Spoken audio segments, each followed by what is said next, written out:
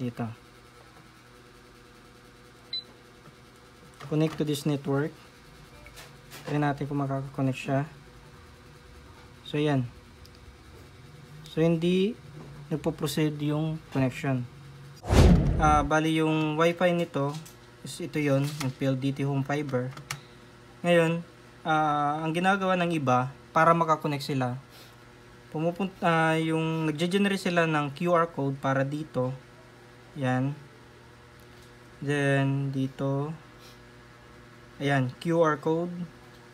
So ayan, using this QR code, makaka-connect na kung sino man yung merong ganitong QR code na connected sa Wi-Fi. So i-scan lang yan ng ibang cellphone, makaka-connect na sila without asking any password. Sabi nga dito, scan this QR code on another device without entering the password. So ayan, paano natin mape-prevent na yung ibang device mag-scan pero it will not connect?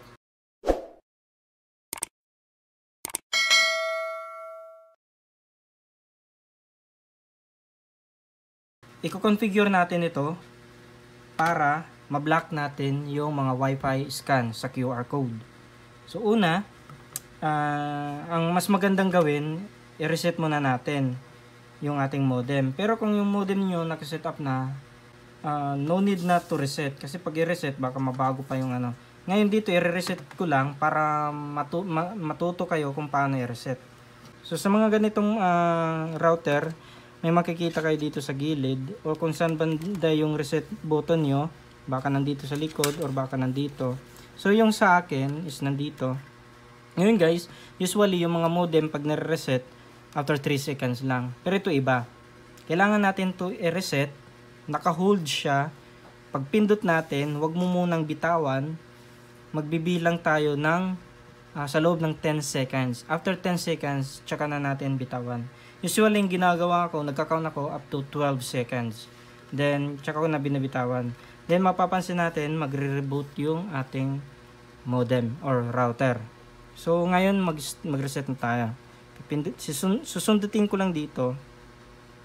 Then, magka-count tayo ng 1, 2, 3, 4, 5, 6, 7, 8, 9, 10, 11, 12.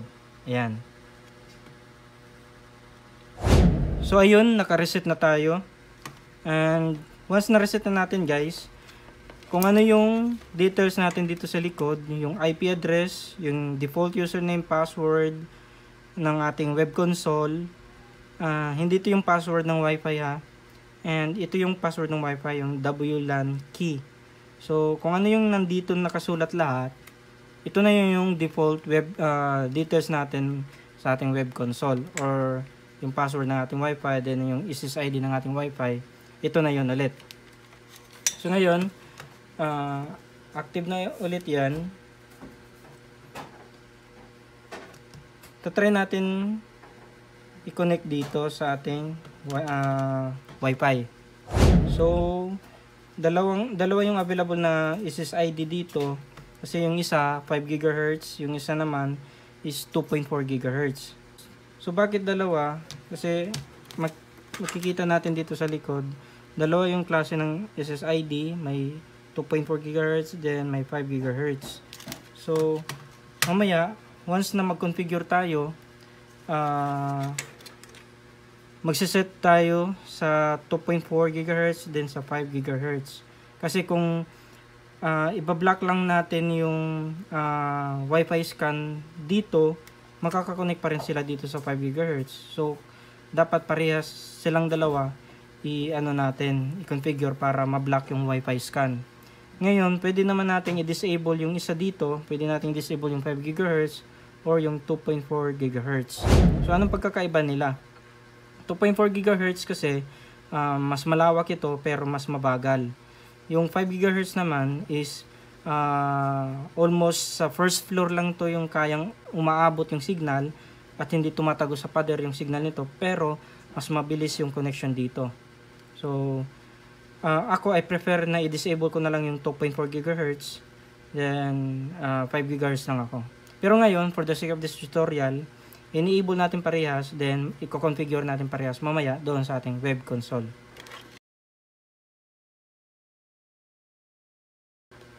So, meron ako ditong dalawang cellphone guys. Ayan. So, try natin ito mag-connect. Ayan, nag-ask siya ng password. Pero mamaya, hindi ako dyan magko-connect kasi mag-i-scan lang ako para mapakita natin. Dito ako magko-connect guys. Natin dito. Ayan, nag-ask siya ng password. Then, lalagay natin yung password dito. So, ngayon, nakakonek ako sa 5 GHz ng Wi-Fi ng aking router. So, ayan, connected na siya. Keep Wi-Fi connection. So, since wala itong internet guys, okay lang yan kasi hindi naman natin kailangan ng internet sa tutorial na to. So ayan, so take note, itong cellphone na to is hindi pa connected sa 5 GHz Wi-Fi. Kung tatry ko ngayon mag-connect sa 5 GHz Wi-Fi, yung cellphone na to hindi compatible sa 5 GHz. So tatry ko ngayon mag-connect sa 2.4 GHz. Ito ako magko-connect. So ayan, connected na ako. Ngayon, itong cellphone na to, magko-connect siya. Tatry natin mag-connect via Wi-Fi QR scan. So magge-generate ako dito ng QR code. Ayan. Then itong cellphone na to mag-scan dito.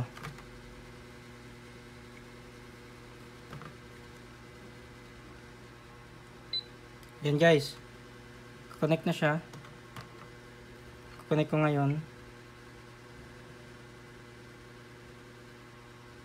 So yan, connected na siya sa 2.4 GHz ng Wi-Fi ng ating router. Ngayon, mag-set up tayo ngayon sa web console nito. So meron na ako ditong connection. Ito yung connection ko galing sa aking computer. So i-connect ko lang dito sa likod. Ayan. And then pupunta tayo ngayon sa ating web console. So ngayon guys, nandito tayo ngayon sa ating computer. So ang gagawin ko lang, itatype ko lang yung default IP address nito ng ating modem or yung ating router na gamit. So yung default IP address ng ating modem is actually nasa likod din naman, pero dito ipapakita ko lang sa inyo sa computer ko. Type ko lang ipconfig, ayan, then default gateway, itong address na to, ito yung iba-browse natin sa ating browser. So 192.168.1.1. pag hindi kayo makakonect guys, ang gagawin nyo lang, kakonvert nyo ito as HTTPS, kasi pag naka HTTP yan, hindi kayo makakakonect dito sa router. Ngayon, blinak ng ating antivirus, don't worry, i-continue ko lang since local web console lang naman to, so safe naman to. So ayan, nasa web console na tayo guys. Take note, default na yung username at saka yung password nito. So yung default username nito is admin, yung password naman is 1234 login.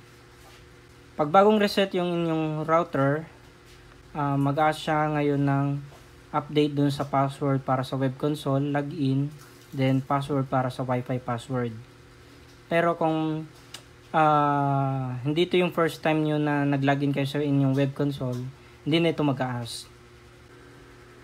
So ayan, update ko lang.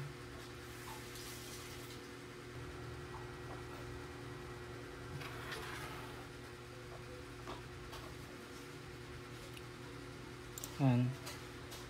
So, login tayo ulit. So, ayan. Once nakalagin na tayo guys, ang first na gagawin natin, iti-take note natin kung ano yung mga details ng ating mga devices. So, Usually, nandito yan under sa status, then user device information. So, click ko lang to. Ayan. Dito natin makikita yung mga connected devices. Okay. So, ito yung laptop ko ngayon. Then, ito naman yung isang cellphone na nakakonect. Then, ito naman yung phone ko na isa. Connected dito sa Isis ID1, yung 2.4 GHz. Yung kanina yung phone ko nakakonect din sa 5 GHz. Ito yung Isis ID5. Okay. Ito yung isang cellphone kanina nag-Wi-Fi scan tayo, nakakonect sa 2.4 GHz. Okay. So, ang kailangan natin dito yung take note, usually yung ginagawa ng iba yung IP address. Pero hindi ko nire-recommend yung IP address kasi nagbabago ito guys. Nagbabago yan. So, kung iba-block mo mga IP addresses na to, possible next time, for example ito, naka-assign siya sa 192.168.2.1.4. Once na-block natin to, so hindi na makaka-connect yung device na naka-assign dito. How about sa next na attempt niya is nagiba na yung IP address niya. Naging 0.1.10. So, makaka-connect pa rin siya. Kasi si 0.4 lang naman yung naka-block. Ngayon ang gagawin natin, ang MAC address yung gagamitin natin para mag-filter na mga pwede lang makakonect. So, saan ba natin yan i-filter yung mga MAC addresses?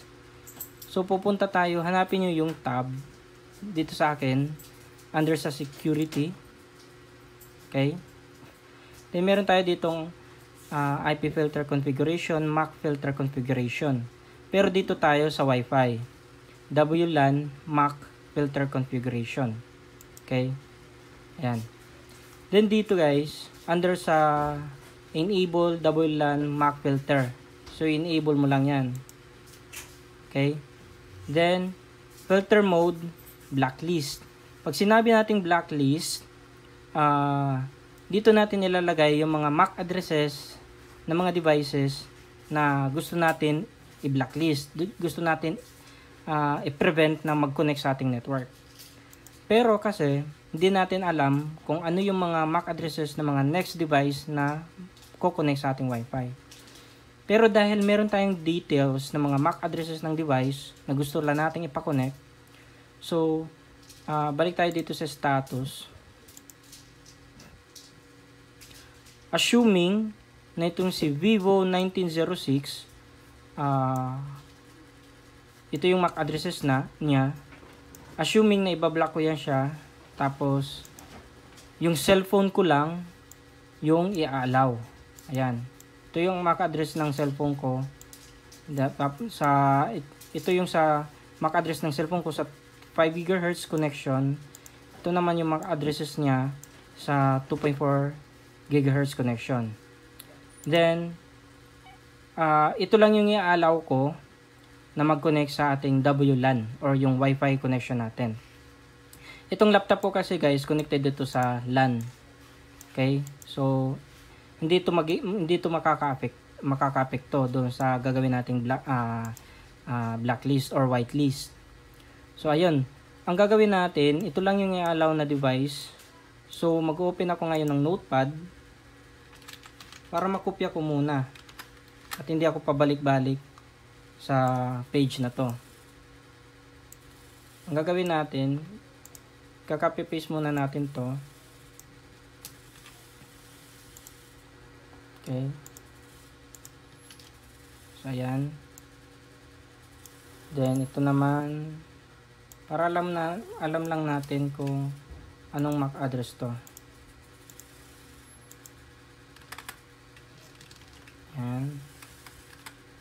Tapos, ito. Since itong cellphone na to, hindi nakaka-connect sa 5 GHz. So, okay lang.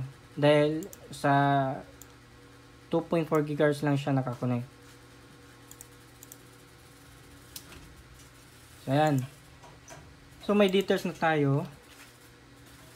Okay. Balik tayo ngayon dito sa security. Under sa WLAN MAC filter configuration. Ayan, na-enable na natin yung WLAN MAC filter. Pero yung filter mode natin, instead na blacklist, sa whitelist tayo. Then, may magpa-pop up na message. Okay lang natin to. Then dito guys, mag-a-add new lang ako. Okay. Ayan. Ito yung sinasabi ko sa inyo kanina. Kung magba-blacklist tayo, kung ano yung naka-enable na SSID, yun yung lalabas dito. Kung naka-disable yung ating SSID 5, hindi na yan lalabas dito. Pero dahil naka-enable sila parehas, so ayan. Kung sa SSID 1 lang tayo nag-blacklist, nag-whitelist, makakapag Wi-Fi scan pa rin yung mga ibang device dito sa SSID 5 kung compatible yung phone nila na mag-connect sa 5 GHz. So mas mabuti na parihang SSID i-set up natin yung whitelist, okay? So ngayon SSID 1 muna ito. So i-whitelist natin yung phone ko na connected sa SSID 1. Ito yung cellphone ko. Then ito yung MAC address niya. Okay. Copy natin to. Then, lagay natin dito. So, yung MAC address na to, ito yung cellphone ko na connected sa SSID 1. So, iwa-whitelist natin. Ibig sabihin, ito lang ang ipe-permit. Kung ano yung nandito sa ating listahan dito sa table na to, siya lang yung allowed na kumonek. Okay. So, click apply. So, ayan. Nandun na. Ngayon, yung cellphone ko naman ay the same cellphone pa rin pero iba yung MAC address kasi ito nakakonect to sa SSID 5 or yung 5 GHz na Wi-Fi. So ito yung MAC address niya. Isang device lang to. Sorry. Okay, new. ID 5. Ayan, apply. Ayan. So, double check natin. Kailangan double check natin kasi mamaya hindi na tayo makaka-connect nito. So, yung itong MAC address na to, nasa SSID 1, tama. Ito naman, nasa SSID 5. Okay. So, ayan. So, na-set na natin yung cellphone natin, both SSID 1 and SSID 5, under sa whitelist. Ibig sabihin, ito lang yung allowed na kumonect sa ating WLAN sa 2.4 GHz na Wi-Fi, then sa 5 GHz na Wi-Fi. Okay. Ngayon, itatry natin dito sa ating cellphone kung makakakonect pa rin ba yung isang cellphone na nag-Wi-Fi scan kanina.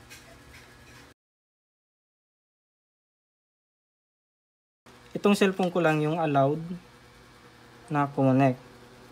Let's say magpo-forget password ako. Magpo-forget Wi-Fi tayo. Ipo-forget ko muna to kasi nag-change password tayo. Forget network. Then forget network. Yan. Ngayon kukunik ako sa 2.4 muna. Then lagay ko lang yung password na nilagay ko kanina. A1 A2 C3.